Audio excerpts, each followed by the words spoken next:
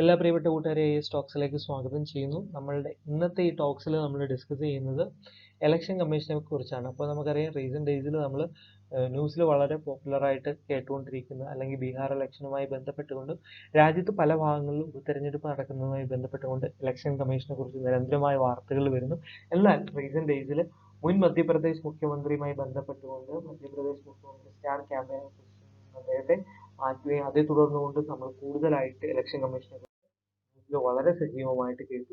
അപ്പോൾ എന്താണ് election commission എന്നും അതിന്റെ വ്യക്തമായിട്ട് നമുക്ക് അതിനെ ഡീറ്റെയിൽ ആയിട്ട് മനസ്സിലാക്കുക എന്നുള്ളതാണ് ഈ ടോക്കിലൂടെ ലക്ഷ്യം വെക്കുന്നത്. അപ്പോൾ എല്ലാവരും നമ്മളുടെ ഈ ടോക്കിലേക്ക് സ്വാഗതം ചെയ്യുന്നു. Permanent and independent body established by the constitution of India directly to ensure free and fair election.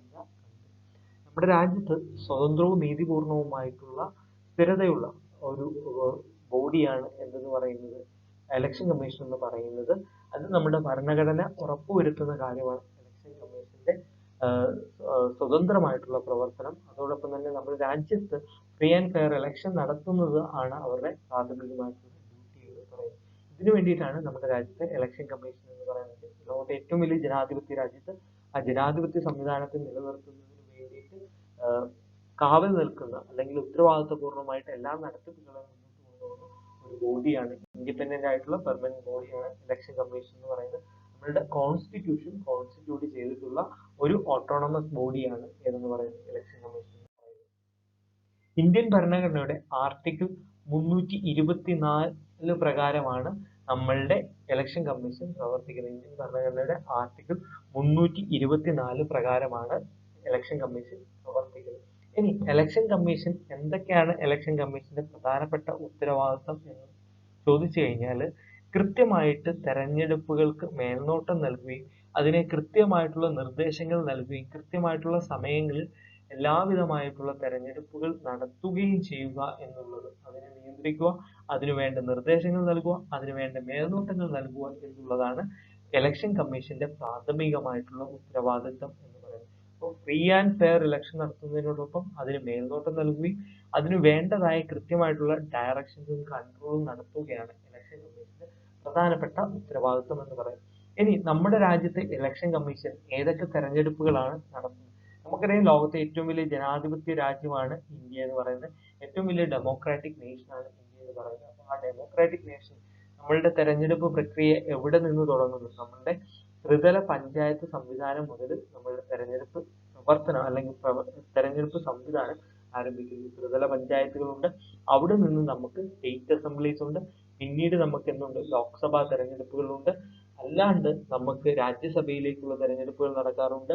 അതോടൊപ്പം തന്നെ പ്രസിഡന്റ് ഓഫ് ഇന്ത്യയുടെ തെരഞ്ഞെടുപ്പ് നടക്കാറുണ്ട്, വൈസ് പ്രസിഡന്റ് ഓഫ് ഇന്ത്യയുടെ തെരഞ്ഞെടുപ്പ് നടക്കാറുണ്ട്. അപ്പോൾ ഈ തെരഞ്ഞെടുപ്പുകൾ എല്ലാത്തിന്റെയും ചുമതലകൾ വഹിക്കുന്നത്, അതിനെയെല്ലാം നിയന്ത്രിക്കുന്നത് ഇലക്ഷൻ കമ്മീഷൻ ആണോ എന്ന് ചോദിച്ചു കഴിഞ്ഞാൽ ഇന്ത്യയുടെ ചീഫ് ഇലക്ഷൻ കമ്മീഷണറും അദ്ദേഹത്തിന്റെ കോൺസ്റ്റിറ്റ്യൂട്ട് ചെയ്തിരിക്കുന്ന ബോഡിയുമാണോ എന്ന് ചോദിച്ചു കഴിഞ്ഞാൽ അല്ല എന്നാണ് ഉത്തരം ഉള്ളത്.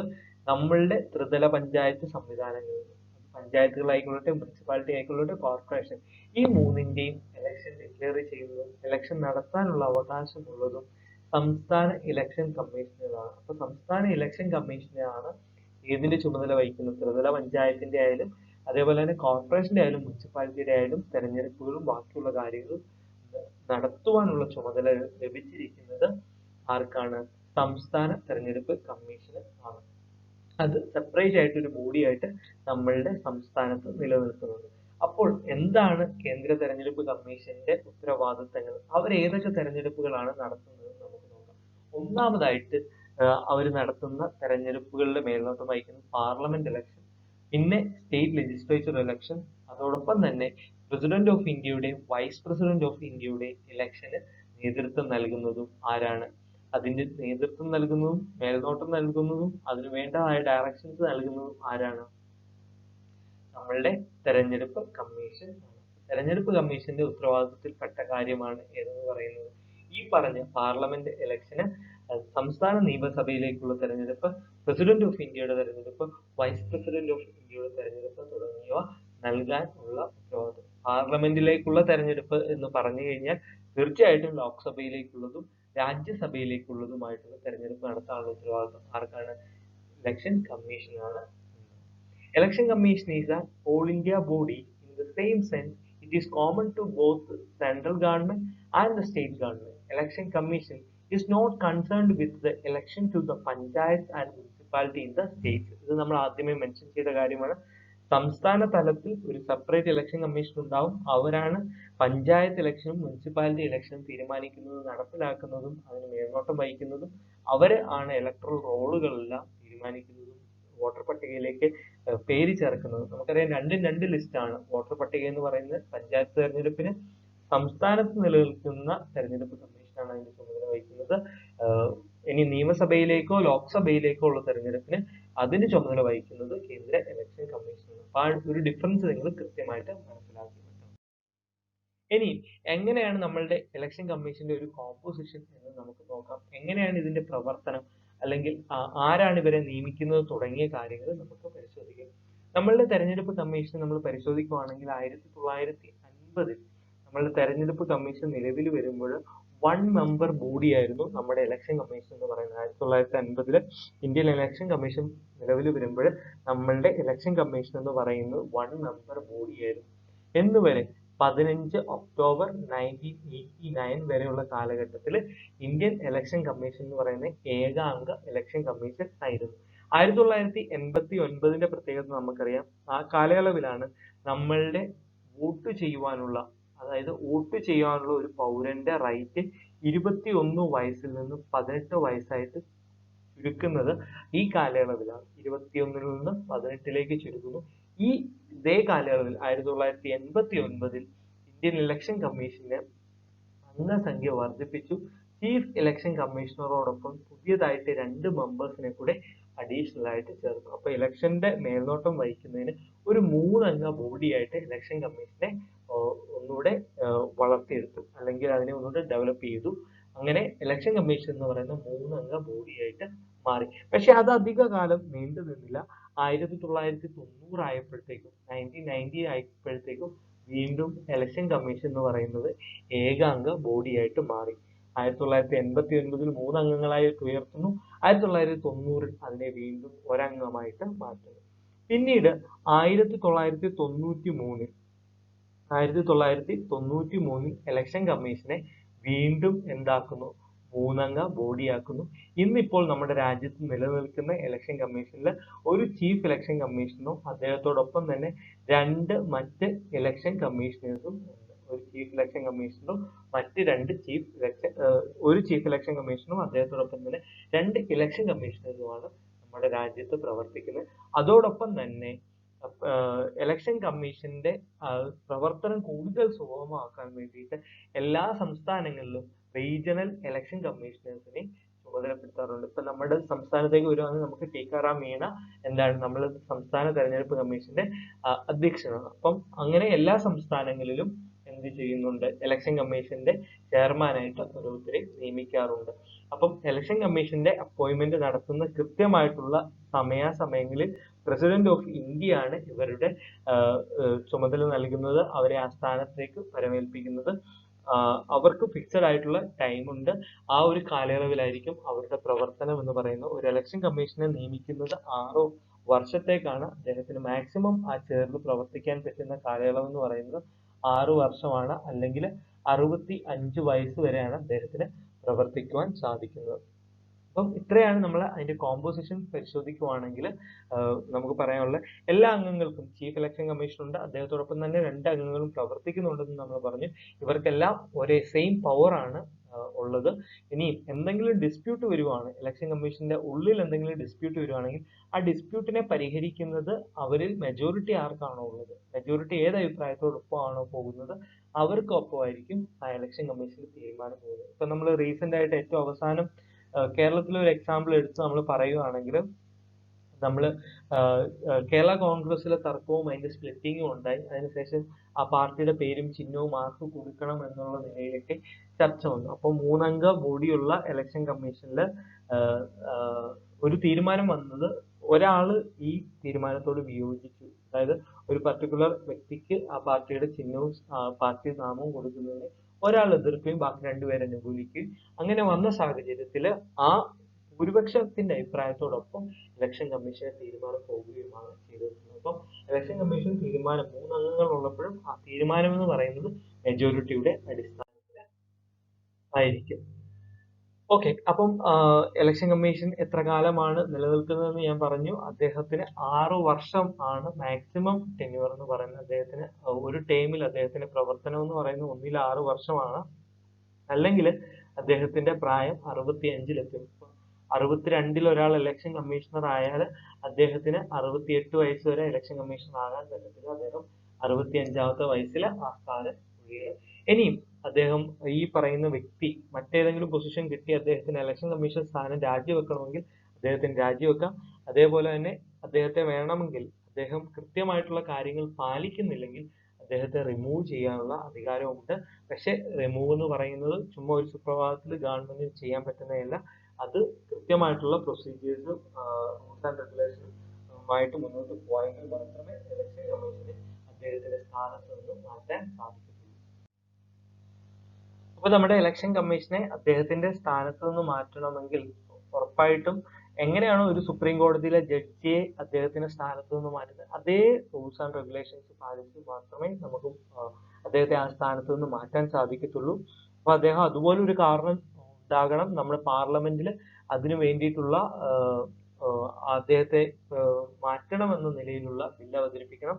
അതിന് സ്പെഷ്യൽ മെജോറിറ്റി കിട്ടണം. അങ്ങനെ സ്പെഷ്യൽ മെജോറിറ്റി കിട്ടിയെങ്കിൽ മാത്രമേ എന്ത് ചെയ്യാൻ പറ്റത്തുള്ളൂ, അദ്ദേഹത്തെ ആ പർട്ടിക്കുലർ സ്ഥാനത്ത് നിന്ന് മാറ്റാൻ പറ്റത്തുള്ളൂ.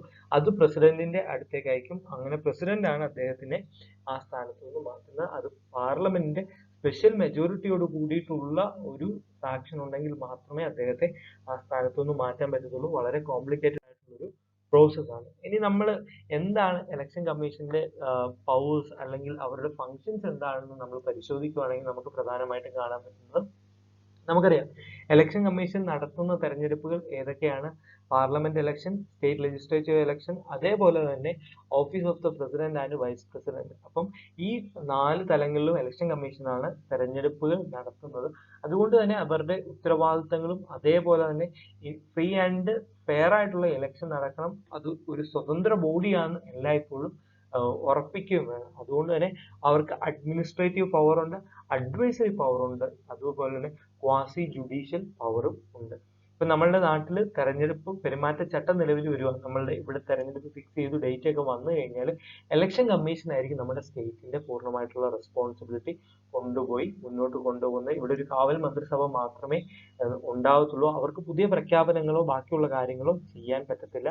ഇനി ഈവൻ അങ്ങനെ ഒരു തീരുമാനം എടുക്കണമെങ്കിൽ പോലും അതിന് ഇലക്ഷൻ കമ്മീഷന്റെ കൃത്യമായിട്ടുള്ള അപ്രൂവൽ ഉണ്ടെങ്കിൽ മാത്രമേ ആ കാര്യത്തിൽ നമുക്ക് മുന്നോട്ട് പോകാൻ സാധിക്കത്തുള്ളൂ. ഇപ്പൊ ഇലക്ഷൻ കമ്മീഷന്റെ ഫങ്ഷൻസ് എന്തൊക്കെയാണെന്ന് ചോദിച്ചു കഴിഞ്ഞാൽ തീർച്ചയായിട്ടും നമുക്ക് എല്ലാവർക്കും അറിയാവുന്ന പോലെ ഇലക്ഷനെ കൃത്യമായിട്ട് നിയന്ത്രിക്കുക, അതാത് സ്ഥലത്ത് ഡീലിമിറ്റേഷൻസ് തീരുമാനിക്കുക, ഇനി ആർക്കൊക്കെ വോട്ട് ചെയ്യാം അത് പീരിയോഡിക്കലായിട്ട്. നമുക്കറിയാം ലോകത്തെ ഏറ്റവും വലിയ ജനാധിപത്യ രാജ്യത്ത്, ലോകത്തെ ഏറ്റവും കൂടുതൽ ജനങ്ങളുള്ള രാജ്യങ്ങളിൽ ഒന്നിലാണ് നമ്മൾ വസിക്കുന്നത്. അപ്പം അവിടുത്തെ ഇലക്ട്രൽ റോളുകൾ എല്ലാ കാലയളവിലും എല്ലാ 5 വർഷം കൂടിയിരിക്കുമ്പോഴും നമ്മളുടെ പുതിയ ആളുകൾ വോട്ടേഴ്സ് ലിസ്റ്റിലേക്ക് ആഡ് ചെയ്യേണ്ടതായിട്ടുണ്ട്. എല്ലാ വർഷവും അത് മാറിക്കൊണ്ടേയിരിക്കുകയാണ്. അപ്പോൾ ഒരാൾക്ക് 18 വയസ്സായി കഴിഞ്ഞാൽ അയാൾക്ക് സ്വാഭാവികമായിട്ട് വോട്ട് ചെയ്യാനുള്ള അവകാശം ഉണ്ടാകും. അപ്പൊ ആ ഇലക്ട്രൽ റോളുകൾ പുതുക്കി മുന്നോട്ട് കൊണ്ടുപോവുക തുടങ്ങിയ കാര്യങ്ങളും ഇലക്ഷൻ കമ്മീഷന്റെ ഉത്തരവാദിത്തത്തിന് കീഴിലാണ്. ഇനി ഇലക്ഷൻ കമ്മീഷനാണ് ഡേറ്റ്, ഷെഡ്യൂള് ഇലക്ഷനെ പ്രഖ്യാപിക്കുന്നത്. നോമിനേഷൻ പേപ്പറുകൾ സ്ക്രൂട്ടനൈസ് ചെയ്യുന്നത് അവർ തന്നെയാണ്. ഇനി പൊളിറ്റിക്കൽ പാർട്ടീസിനെ അതേപോലെ തന്നെ അവർക്ക് വേണ്ട സിമ്പിൾസ് അനുവദിച്ചു കൊടുക്കുന്നത്, തെരഞ്ഞെടുപ്പുമായി ബന്ധപ്പെട്ടുകൊണ്ടുള്ള ചിഹ്നം ഇഷ്യൂ ചെയ്യുന്നു. ഇപ്പൊ സ്വതന്ത്ര സ്ഥാനാർത്ഥികൾ നിൽക്കുവാണെങ്കിൽ അവർക്ക് രാഷ്ട്രീയ പാർട്ടികൾക്ക് പർട്ടിക്കുലർ സിമ്പിൾ തെരഞ്ഞെടുപ്പ് കമ്മീഷൻ അനുവദിച്ചു കൊടുക്കുന്നുണ്ട്. ഇനി സ്വതന്ത്രരായിട്ടുള്ള വ്യക്തികൾ നിൽക്കുവാണെങ്കിൽ അവർക്ക് തെരഞ്ഞെടുപ്പ് കാലഘട്ടത്തിൽ അവരുടെ ചിഹ്നങ്ങൾ അനുവദിച്ചു കൊടുക്കണം. അതോടൊപ്പം തന്നെ ഇലക്ഷന് മോഡൽ കോഡ് ഓഫ് കണ്ടക്ട് കൊണ്ടുവരാനുള്ള ചുമതല ഇലക്ഷൻ കമ്മീഷനാണ്. അതേപോലെ തന്നെ അവർ എത്രമാത്രം എമൗണ്ട് ഈ കാലയളവിൽ വിനിയോഗിക്കുന്നുണ്ട് അത് നോക്കാനുള്ള ഉത്തരവാദിത്വം ഇലക്ഷൻ കമ്മീഷനാണ്. ഇലക്ഷന്റെ ഡേറ്റ് എന്നാണ്, ഇലക്ഷൻ എണ്ണേണ്ട ഡേറ്റ് എന്നാണെന്ന് പ്രഖ്യാപിക്കാനുള്ള അവകാശം ഇലക്ഷൻ കമ്മീഷനാണ്. അതേപോലെ തന്നെ ബൂത്ത് കൈയടക്കുക, കള്ളവോട്ട് ചെയ്യുക, ബൂത്തിൽ വയലൻസ് നടക്കുക, ഇങ്ങനെയുള്ള കാര്യങ്ങളെല്ലാം നിയന്ത്രിക്കുന്നത് ഇലക്ഷൻ കമ്മീഷന്റെ ചുമതലയാണ്. അപ്പൊ ഇലക്ഷൻ കമ്മീഷൻ ഉറപ്പായിട്ടും ഫ്രീ ആൻഡ് ഫെയർ ഇലക്ഷൻ നടത്തുന്നതിന് വേണ്ടിയിട്ട് എന്തൊക്കെ പ്രവർത്തനങ്ങളാണ് ചെയ്യാനുള്ളത് അതെല്ലാം പെർഫോം ചെയ്യേണ്ട ബോഡിയാണ് ഇലക്ഷൻ കമ്മീഷൻ എന്ന് പറയുന്നത്.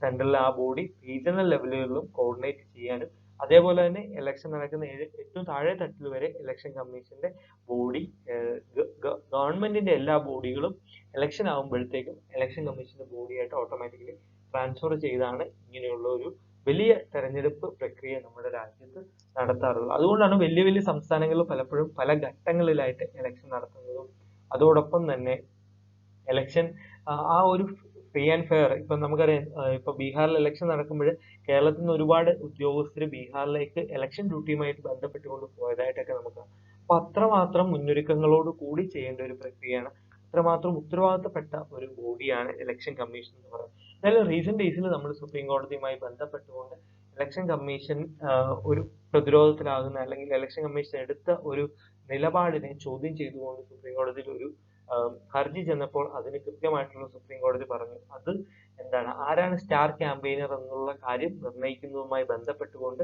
കമൽനാഥ് നൽകിയ ഹർജിയിലാണ് ഒരു തീർപ്പ് കൽപ്പിച്ചിരിക്കുന്നത്. അതിൽ പറയുന്ന ഒരു കാര്യം എന്ന് പറയുന്നത് അതാത് രാഷ്ട്രീയ പാർട്ടികളാണ് അവരുടെ സ്റ്റാർ ക്യാമ്പയിനേഴ്സിനെ നിർണ്ണയിക്കാൻ റൈറ്റ് ഉള്ളത്. അതിൽ ഇലക്ഷൻ കമ്മീഷൻ ഇടപെടേണ്ട കാര്യമില്ല. ഇലക്ഷൻ കമ്മീഷൻ എങ്ങനെയാണ് തെരഞ്ഞെടുപ്പ് നടത്തേണ്ടത് എന്ന് എല്ലാം വ്യക്തമായിട്ട് പറഞ്ഞിട്ടുണ്ട്.